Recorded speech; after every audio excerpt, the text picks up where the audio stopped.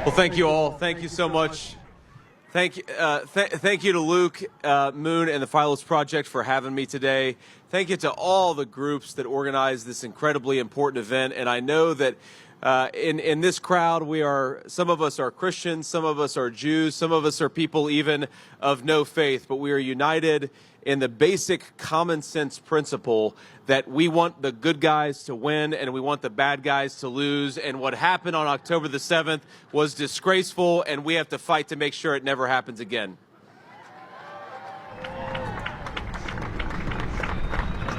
Today, of course, we mark one of the one-year anniversary of one of the worst terrorist attacks in the last 30 years, and I think certainly the worst terrorist attack since 9/11, affecting, of course, different nations, different peoples, but united by a common thread.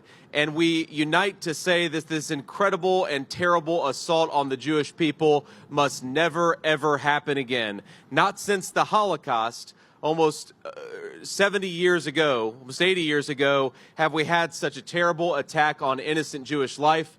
Sadly, many Americans do not know the full truth of the Holocaust, and many Americans do not know the full truth of what really happened on October the 7th. Many don't know that more than 1,000 people, including 32 innocent American citizens, were killed. Many do not know that 252 people, including 12 Americans, were taken hostage by Hamas, and that Hamas has held American citizens hostage this entire time. I know, of course, it was Israel and it was Jewish people who were most affected by what happened on October the 7th.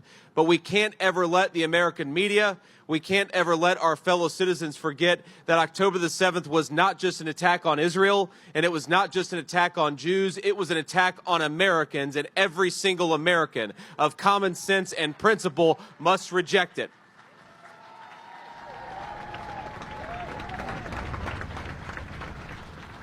And I know that there are many, many people who want the war to end. I am certainly one of those who wants the war to end and wants peace to return to Israel and to the territories that are currently completely destroyed by war. But the truth is that the best way to end the war, and I believe the only way to end the war, is if Hamas would let the hostages go.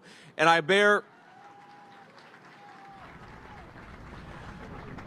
wear this dog tag with, I think, a simple principle. Whatever your faith, whatever your political beliefs, I think that all of us can unite to say, bring them home. Bring the hostages home. This is disgraceful what's been happening, and we've got to bring them home.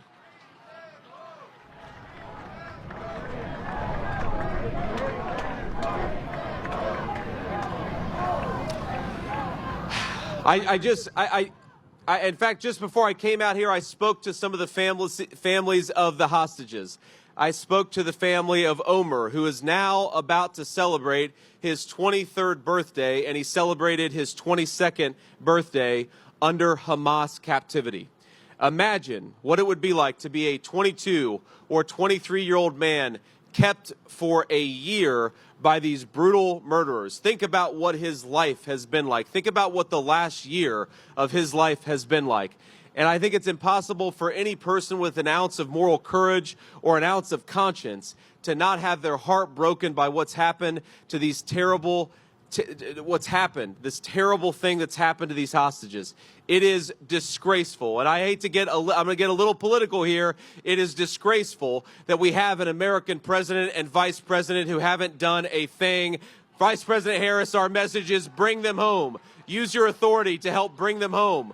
We can do it. We just need real leadership.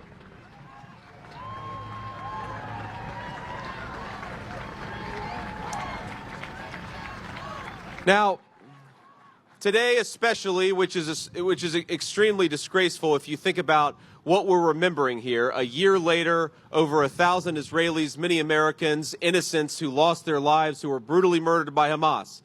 Today, in the United States, there are literal pro-Hamas protesters around the country calling for a ceasefire. And what they're really calling for is for a unilateral surrender.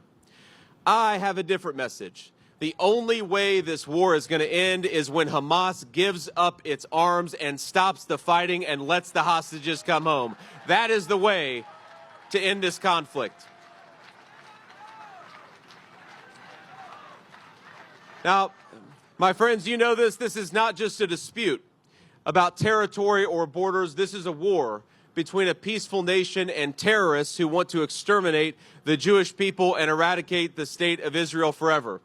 I know there are a lot of Americans who will go to protests and chant this slogan, "From the river to the sea," without knowing what it actually means. And so I'd ask my Americans who chant that terrible thing, ask yourself, what river and what sea? When you say "from the river to the sea," what you are fundamentally promoting and fundamentally celebrating is the end of a Jewish state altogether. Educate yourselves about what you're actually saying. It's a disgraceful slogan that is going to lead to the genocide of millions of people, and no person, no American of good conscience stands for it. Americans believe that Israel, we believe that the Jewish state has a right to exist, and Donald Trump and I will fight for that every single day when we're in the White House.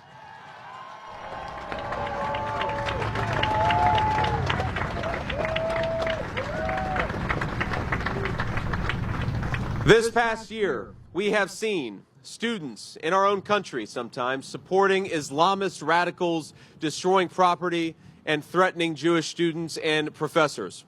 We've seen university leaders defending the destructive protests and struggling to condemn blatant acts of anti-Semitism. Of course, you have the right to protest, even if we disagree with your message. You do not have the right to harass your fellow students simply for being Jewish.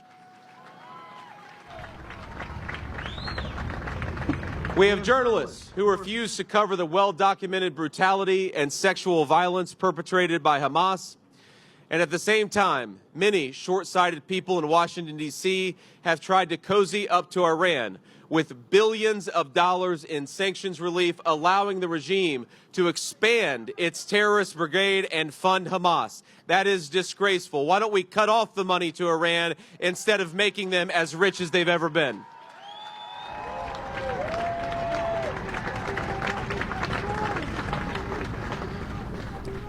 What Hamas started on October the 7th now threatens to erupt into a widespread war.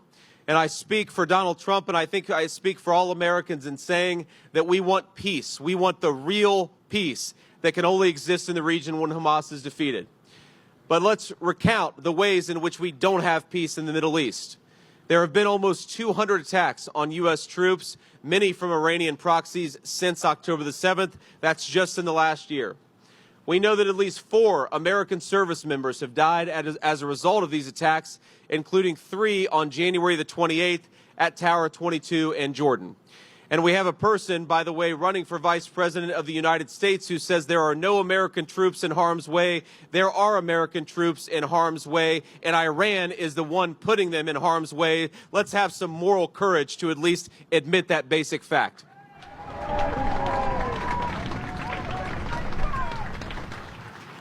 Now we have Iran-backed Hezbollah attacking Israel, and Iran itself launching hundreds of rockets at our allies and sometimes even our own troops.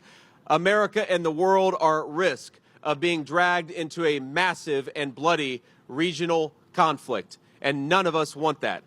So to achieve peace, we have to remember the very old and simple wisdom: peace comes through strength and not weakness. Peace comes from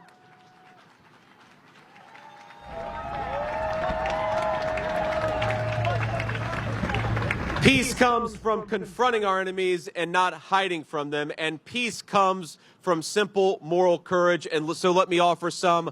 We stand with Israel today, and we unequivocally condemn anti-Semitism, whether it's in Israel, the Middle East, or in our own country.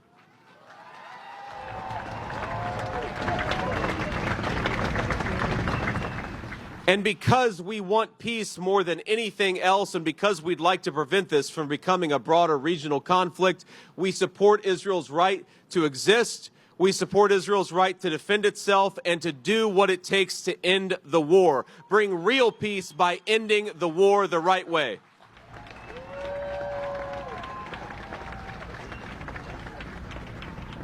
Now, I speak for Donald Trump in saying that when he is president, America will protect our American Jewish brothers and sisters. We will stop funding anti-American and anti-Jewish radicals. And we are going to bring home American hostages wherever they're held and whoever is holding them.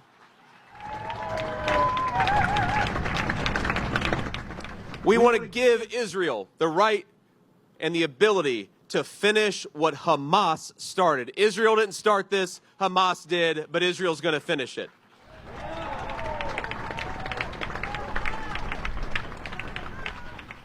And we're going to say, if you're an elite university, if you're using federal money to harass Jewish students, we're going to resolutely stand against anti-Jewish hate, and we're going to go after the accreditation and the federal support of colleges that won't look up for their own students.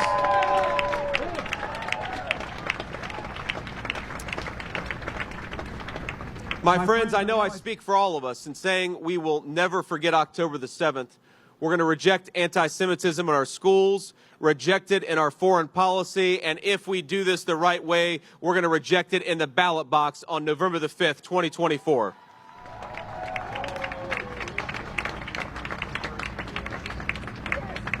So let me just say, as a note of goodbye, I'm so grateful for all of you standing here. I know it takes courage to do it. I'm grateful for you all lending your voice that we're going to eradicate anti-Semitism in the United States of America. But most of all, I want us all to get back to a common sense set of policies where innocent Jews are not attacked, where our allies are not attacked, where innocent hostages are not taken for a year now and counting. We've got to just get back to common sense. And I promise you that when Donald Trump is the president of the United States, we are going to get back to common sense. We're going to fight for it, and we're going to fight for it every single day. God bless you so much. Thank you for having me. Let's go get this done, and let's remember the innocent people who lost their lives. God bless you all. Thank you for having me.